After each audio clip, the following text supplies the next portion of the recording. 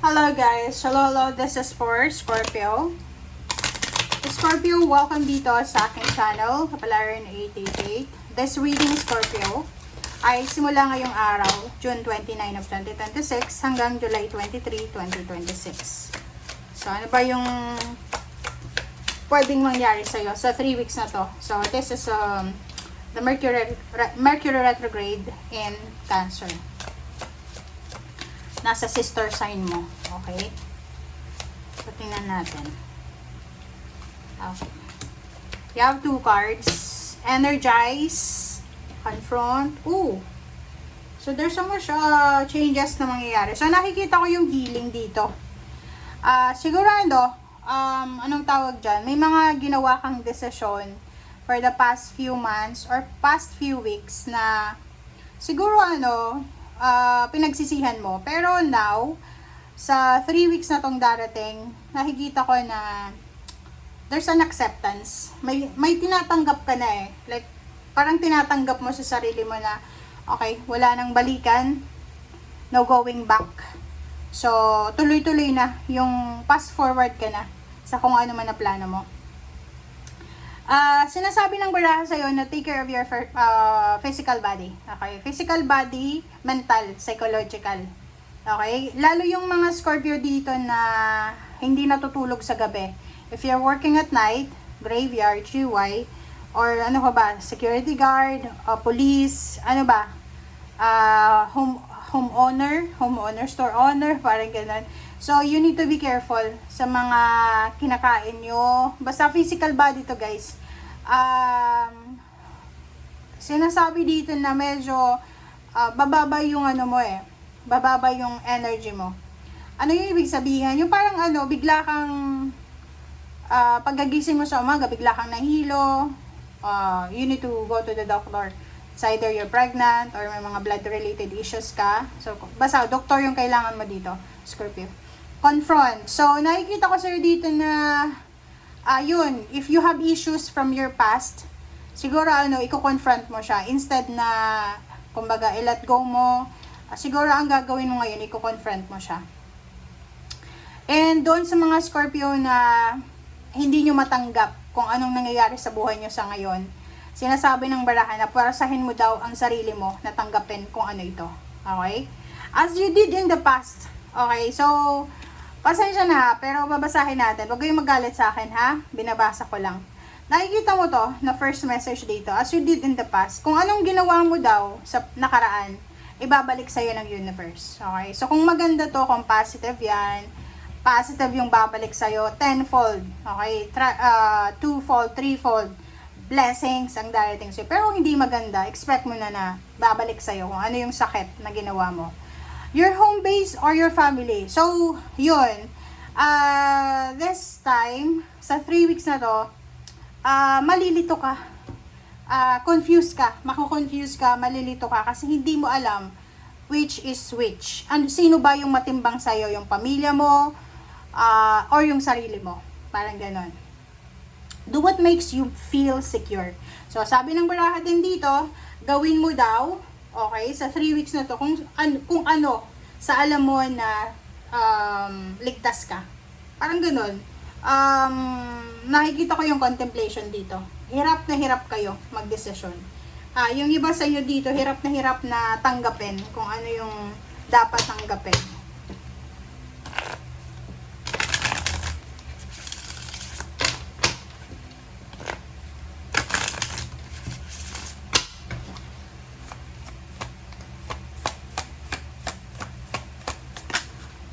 Alright, so heightened intuition. Wow, your emotion and intuition, napaka-activated.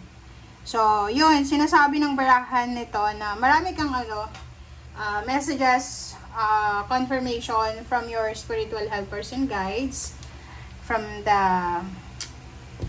universe. So, pakinggan mo siya, okay? Parang alam mong tawag dito, yung parang may binubulong sa'yo, okay? Yung something spiritual, ganyan, na parang there's someone na Kaya nga psychologically, so baka isipin ng ibang tao na nagkakaproblema ka na sa pag-iisip. It's because your intuition will be super activated. Okay? Pag super activated yung intuition ng isang tao. Yung parang ang tingin ng ibang tao baliw na. Kasi parang may nararamdaman ka, may naririnig ka, hindi ka makatulog sa gabi. It's because parang feeling mo may disturbo na parang ganon. Maybe your guides and helpers, they have something to tell you na kailangan mong pakinggan. Okay?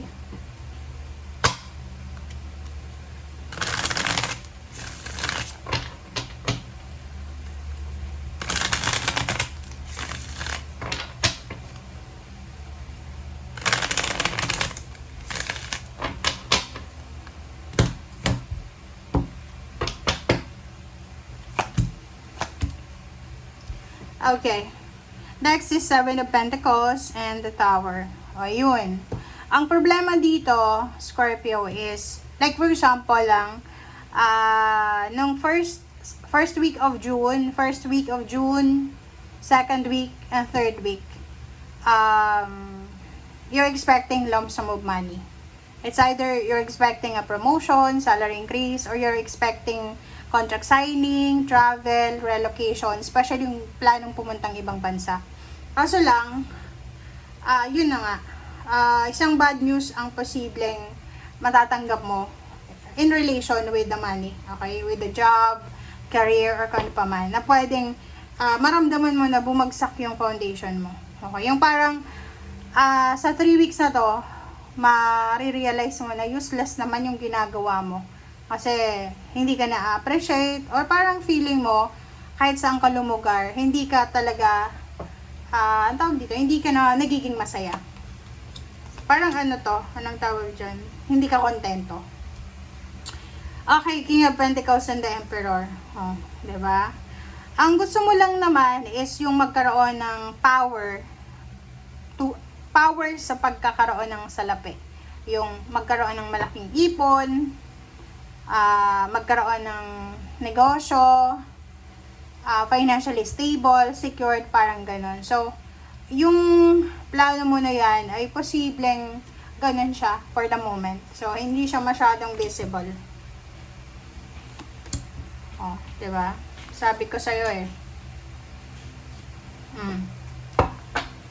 Yung message sa'yo dito, na parang malilito ka, you will be confused regarding your emotion. Ano ba yung importante? Pera, pamilya, sarili mo. Eto siya. Sinasabi ng barahan na siguro yung yung balak mo or yung plano mong pagkakaroon ng masayang pamilya, yung full of talaga, yung goals mo talaga. Okay? Kasi yung goals mo is maging mayaman, maging financially stable, para magkaroon ng masayang pamilya. I don't know why ganyan ang mindset mo. Or the other way around, gusto mong maging masaya, okay? At the same time, maging mayaman. Gusto mong magkaroon ng kompletong pamilya, at the same time, may pera. So, ang sabi ng Five of Swords dito, yung mga pangarap mo siguro, lalo na tungkol sa happy family, complete happy family, ganyan, siguro i-give up mo siya this 3 weeks. Kasi confused ka Parang may iyak ka, may stress ka, anxietyhin ka kasi marami kang kailangan na isipin, kailangan na i-resolve. Okay, next is Two of Swords and Magician. Diba?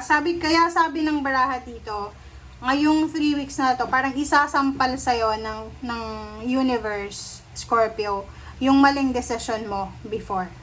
Kaya nga, diba, bago tayo gumawa ng desisyon, kahit sa mga readings mo, sinabi ko to sa'yo, okay?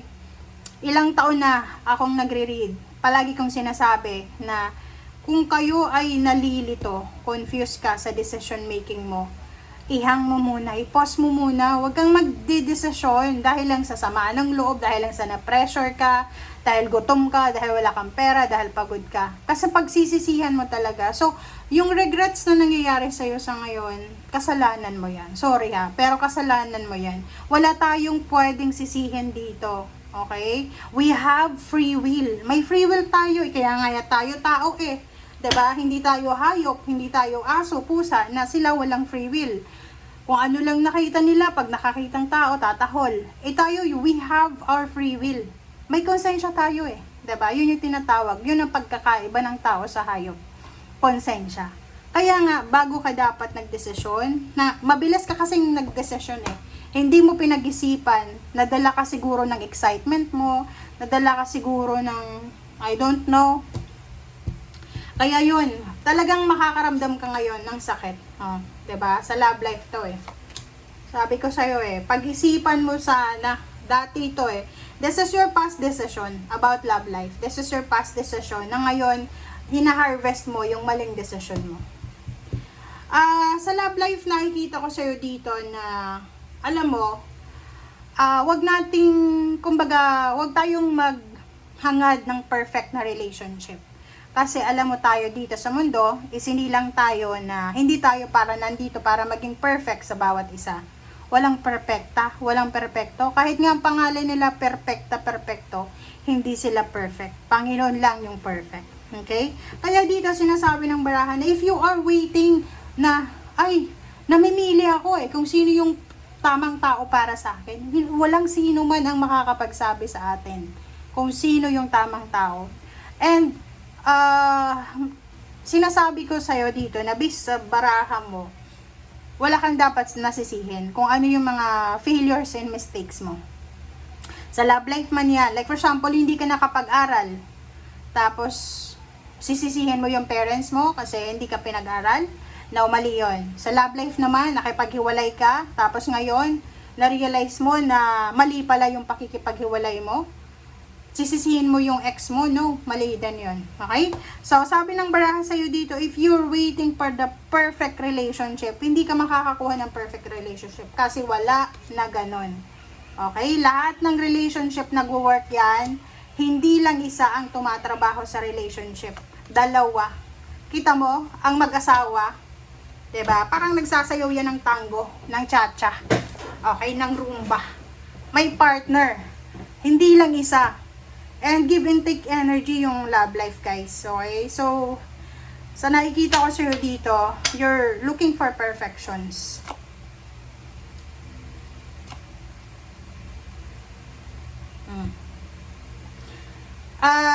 Sa love life to, love life and financial. Sabi ng baraha sa'yo dito, mag-iingat kayo sa pagdedesisyon, lalo ngayong Mercury retrograde. Kasi itong Mercury retrograde na to, pag gumawa ka ng desisyon, tapos na yung Mercury retrograde, kawawa ka. Kasi baka yung decision mo is based lang sa emotion mo or based lang sa pressure. So, sa barahang ito, simula ngayong araw, June 29 ha, hanggang July 23, 24, 25, wag na wag kang magre-resign sa trabaho mo. Okay? Wag kang lilipat ng ibang company. Okay? Yun ang wag na wag mong gagawin kasi mali yun. Another is etong love life. Kung hiwalay ka na, wag kang kukuha agad ng kapalit. Magpahinga ka muna. Okay? So, yun ang nakikita ko sa'yo. Diba? Kailangan mo guys ng healing. Medicine will eh. Kailangan nang matapos tong gulo sa buhay mo. Ang gulo. 5 of Wands eh. Ang gulo. Magulo ang pamilya mo. Magulo yung internal mo. Diba? You have internal battles eh. Sa isip mo. Alam mo kung ako sa'yo, Scorpio, kumonsulta ka kaya sa doktor. Okay? Doktor kasi, minsan guys, yung mga anxiety natin, depression, it's hormonal imbalance yan. So, baka may mga hormonal imbalance kayo. Kaya, or kung nanganak ka, kung naniniwala kayo sa binat, baka nabinat ka nung nanganak ka, and then, yun, baka dala-dala mo yung binat ngayon. Kaya, minsan, ipa-iba-iba yung isip mo, paiba-iba yung decision mo. Sa away na to, sa gulo, sa whatever man, internal man yan or external na gulo sa buhay mo, kailangan nandito na, matapos na ito, tapusin mo na, i-close mo na yung cycle na yan eh. Okay? I-close mo na yan. Ten of Pentacles and Page of Pentacles. And mag-focus ka na sa pagkakaperahan. Okay? Same with the Pisces. Kailangan nyo nang mag-focus sa pagkakaperahan. Huwag kang maghintay na parang ma-perfect yung buhay mo. Walang perfect, guys. Okay, thank you guys for watching. Bye!